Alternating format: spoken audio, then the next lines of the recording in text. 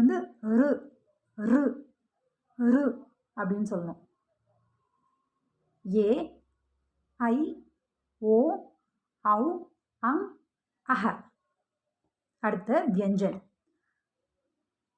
நம்ம தமிழில் வந்து கா சா டா அப்படின்னு வரும். கசட தபர எரள வளல அந்த மாதிரி வரும் இல்லையா? இதில் காலையே வந்து 4 கா வரும். அது எப்படி வரும்னு பார்க்கலாம். க, இது வந்து வெறும் கா, அவ்வளோதான். இது வந்து கா அப்படின்னு நம்ம சொல்லும் போது அந்த கா அப்படின்னு சொல்லணும். இது க. இது எப்படி? க கா க க அப்படின்னு சொல்லணும். இது வந்து ங ங, ச ச, ஜ ஜ, ஞ ஞ. இது வந்து ஜ, பாசார் அப்படின்னு சொல்லுவோம் இல்லையா? அதுதான் ஜ.